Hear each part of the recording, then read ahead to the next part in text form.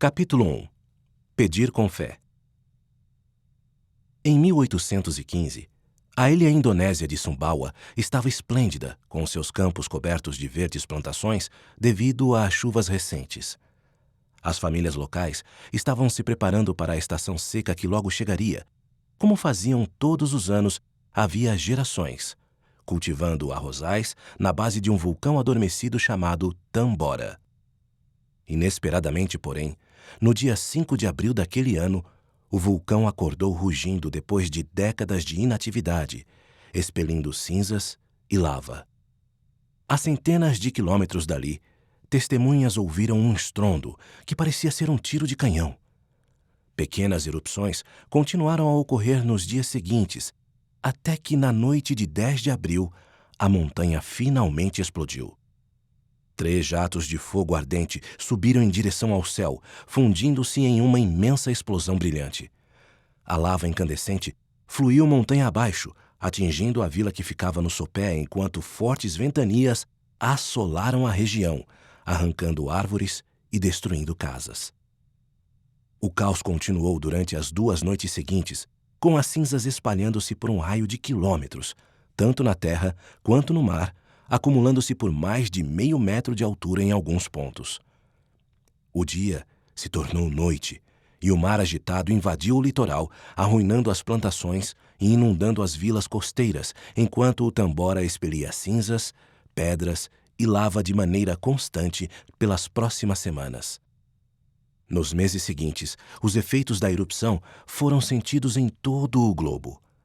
Ainda que espetaculares pores do sol impressionassem observadores no mundo todo, as cores vibrantes escondiam os efeitos mortais da cinza do vulcão, que se espalhou pela terra e tornou o clima imprevisível e devastador no ano seguinte. Na Índia, por exemplo, a erupção fez com que a temperatura caísse e a cólera se propagasse, matando milhares e destruindo famílias. Nos férteis vales chineses, o costumeiro clima ameno de verão foi substituído por nevascas e chuvas copiosas que destruíram as colheitas, enquanto na Europa, a escassez de alimentos e provisões levou à fome e ao pânico. Em todo lugar, as pessoas procuravam explicações para o sofrimento e a morte causados pelo estranho clima. Na Índia, homens santos ofereciam orações e cânticos nos templos hindus. Na China, os poetas debatiam sobre dores e perdas. Na França e na Grã-Bretanha, os cidadãos se ajoelhavam em oração, receosos de que as terríveis calamidades preditas na Bíblia estivessem caindo sobre eles. Na América do Norte, os ministros pregavam que Deus estava punindo os cristãos desobedientes, advertindo o povo repetidamente a fim de fomentar o fervor religioso. Por toda aquela nação, as pessoas se congregavam nas igrejas e nas reuniões de reavivamento religioso, ansiosas para saber como poderiam ser salvas da destruição iminente.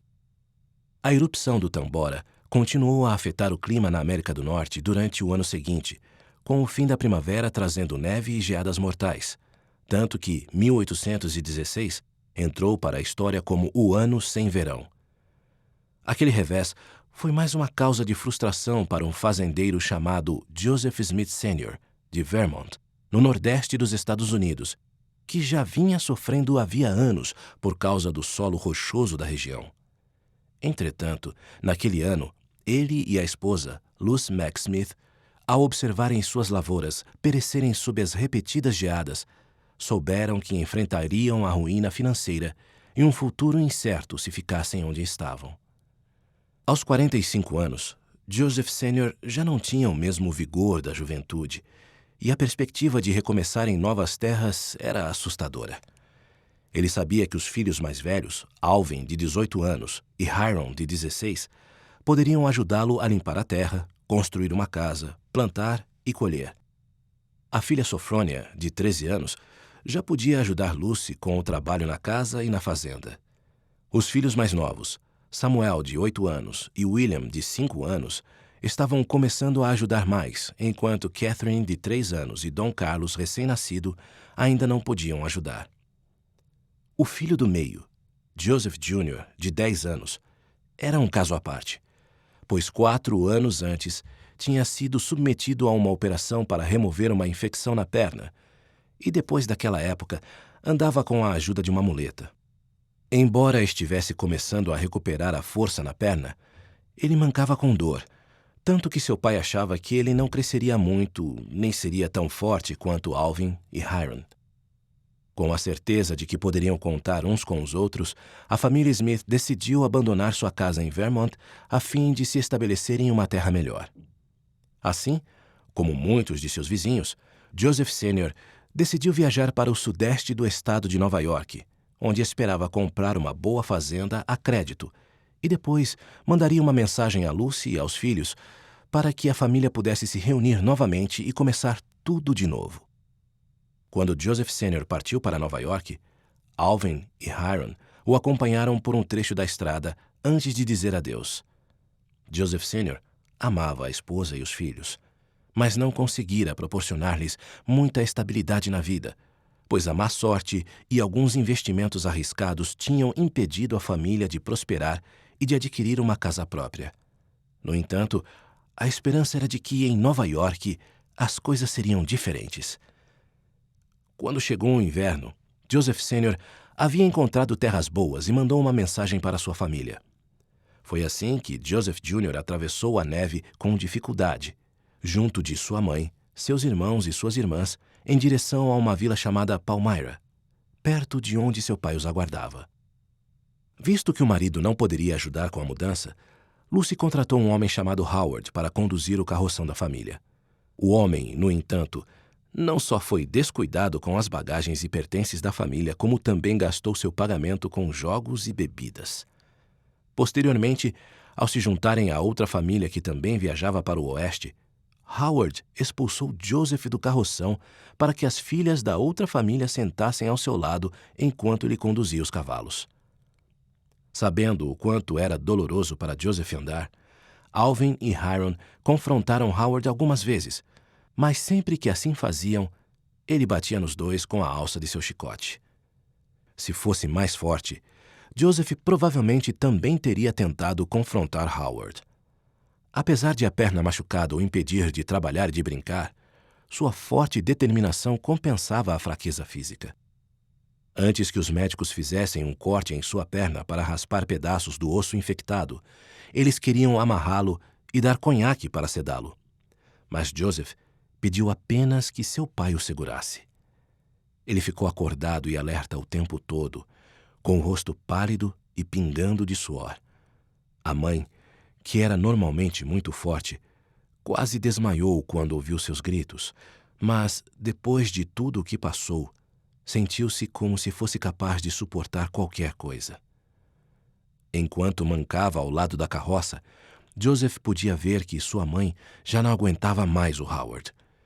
Eles já tinham viajado mais de 300 quilômetros e, até aquele momento, ela tinha sido excepcionalmente paciente com o mau comportamento do condutor. Foi então que, a cerca de 160 quilômetros de Palmyra, Lucy estava se preparando para outro dia de viagem, quando Alvin veio correndo em sua direção, dizendo que Howard jogara os pertences e a bagagem deles na rua e que estava prestes a ir embora, levando os cavalos e o carroção consigo. Lucy procurou o homem e o encontrou em um bar. Então ela declarou: "Certamente, como há um Deus no céu, aquele carroção, os cavalos e os bens que os acompanham são meus." Ela então olhou ao seu redor e viu que o estabelecimento estava lotado de homens e mulheres, a maioria viajantes como ela. "Este homem", disse ela, encarando-o, "está determinado a tirar de mim todos os recursos que possuo para prosseguir viagem, deixando-me totalmente desamparada e com 8 crianças pequenas." Howard disse que já havia gastado o dinheiro que lhe fora pago para conduzir o carroção e que não poderia ir adiante. "Você não tem mais nenhuma utilidade para mim", respondeu Lucy. "Eu mesma me encarregarei dos cavalos." Ela deixou Howard no bar e prometeu levar seus filhos ao encontro do pai, custasse o que custasse. A estrada à frente estava lamacenta e fria, mas Lucy Smith conduziu sua família em segurança até Palmyra, onde pôde ver as crianças abraçarem o pai e beijar-lhe o rosto, sentindo-se recompensada por tudo o que tinham sofrido para chegar ao seu destino. A família alugou uma pequena casa na cidade e conversou sobre como fariam para obter sua própria fazenda. Eles decidiram que o melhor seria trabalhar e juntar dinheiro suficiente para dar de entrada nas terras ocupadas por uma floresta das redondezas. Para ganhar dinheiro e sustentar a família, Joseph Sênior e os filhos mais velhos trabalhavam cavando poços, cortando madeira para construir cercas e colhendo feno, enquanto Lucy e as filhas produziam e vendiam tortas, toalhas decoradas e root beer, uma bebida feita à base de raízes, ervas e especiarias. Quando Joseph Jr. cresceu, sua perna se fortaleceu a ponto de ele conseguir caminhar facilmente em Palmyra. Na cidade, ele teve contato com pessoas de toda a região. Muitas delas estavam procurando uma religião para satisfazer seus anseios espirituais e explicar as dificuldades da vida. Joseph e sua família não pertenciam a uma igreja, mas muitos de seus vizinhos adoravam em uma das grandes capelas presbiterianas, no local de culto dos batistas, no salão dos Quakers ou no acampamento, onde os pastores metodistas itinerantes realizavam reuniões ocasionais de reavivamento religioso. Quando Joseph tinha 12 anos, os debates religiosos se disseminaram por toda a região e, apesar de não ler muito, ele gostava de pensar profundamente sobre as ideias que ele ouvia dos pregadores, na esperança de aprender mais sobre sua alma imortal.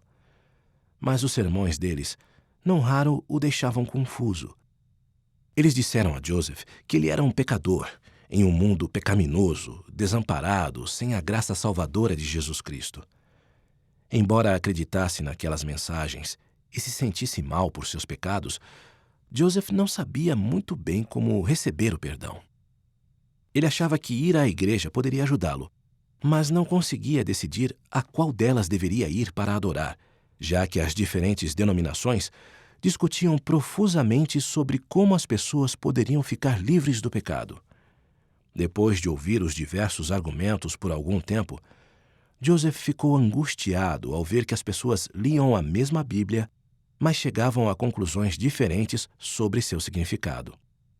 Ele acreditava que a verdade de Deus existia, mas não sabia como encontrá-la. Seus pais também não sabiam ao certo, apesar de virem de famílias cristãs e acreditarem na Bíblia e em Jesus Cristo. Lucy ia com mais frequência às reuniões da igreja e normalmente levava os filhos com ela, pois desde a morte de sua irmã, muitos anos antes, ela procurava encontrar a verdadeira Igreja de Jesus Cristo. Certa vez, antes de Joseph nascer, ela ficou gravemente enferma e ficou com medo de morrer antes de encontrar a verdade. Ela sentiu um abismo escuro e solitário entre ela e o Salvador, pois sabia que não estava preparada para a próxima vida. Durante toda aquela noite, ela ficou acordada orando a Deus, prometendo-lhe que, se ele a deixasse viver, ela encontraria a Igreja de Jesus Cristo. Enquanto orava, ouviu a voz do Senhor garantindo que ela a encontraria, se a procurasse.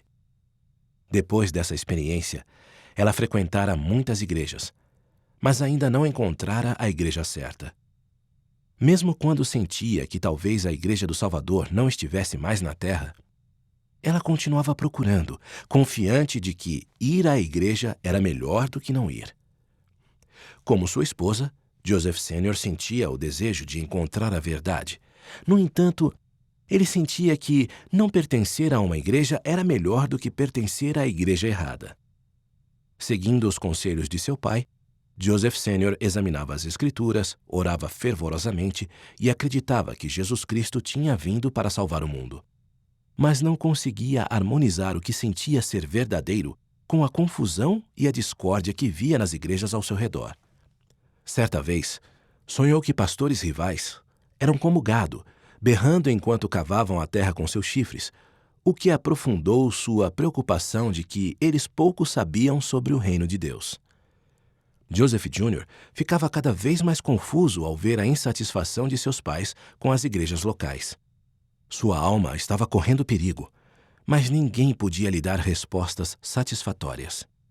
Depois de passar mais de um ano economizando dinheiro, a família Smith juntou o suficiente para comprar 40 hectares de floresta em Manchester, ao sul de Palmyra.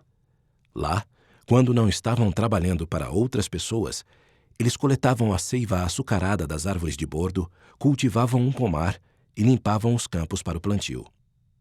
Enquanto trabalhava para ajudar a estabelecer a fazenda da família, Joseph continuava preocupado com sua alma. O reavivamento religioso em Palmyra tinha se acalmado, mas os pregadores continuaram a competir pelos conversos ali e por toda a região.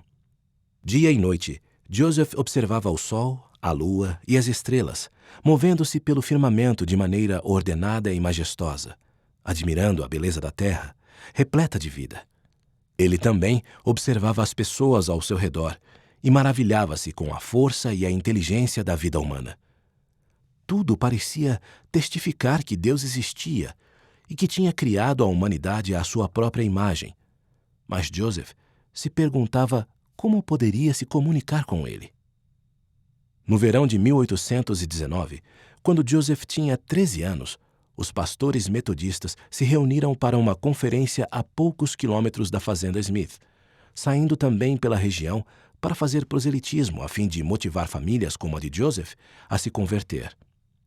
O sucesso daqueles pastores preocupou outros ministros locais, e logo a competição por conversos se tornou intensa. Joseph frequentava as reuniões, ouvia a pregação agitada e testemunhava os conversos gritarem de alegria. Ele queria exultar com eles, mas se sentia no meio de uma guerra de palavras e divergências de opinião. Quem dentre todos esses grupos está certo, ou estão todos igualmente errados? Ele perguntava a si mesmo. Se algum deles é correto, qual é e como poderei sabê-lo? Ele sabia que precisava da graça e da misericórdia de Cristo. Mas com tantas pessoas e igrejas discutindo questões religiosas, não sabia onde encontrá-las. A esperança de que pudesse encontrar as respostas e a paz para sua alma parecia cada vez mais distante, e ele se perguntava como alguém poderia encontrar a verdade em meio a tanta confusão. Essa incerteza continuou até que, numa daquelas pregações, Joseph ouviu um ministro citar o primeiro capítulo de Tiago no Novo Testamento. Se algum de vós tem falta de sabedoria, ele disse, peça a Deus, que a todos dá liberalmente, sem repreensão. Joseph foi para casa, e quando releu aquela passagem na Bíblia, jamais uma passagem de Escritura penetrou com mais poder no coração de um homem do que essa, naquele momento, no meu. Ele lembrou mais tarde. Pareceu entrar com grande força em cada fibra de meu coração. Refleti repetidamente sobre ela, tendo consciência de que, se alguém necessitava de sabedoria de Deus, era eu. Ele já havia examinado a Bíblia antes e acreditava que ela tinha todas as respostas.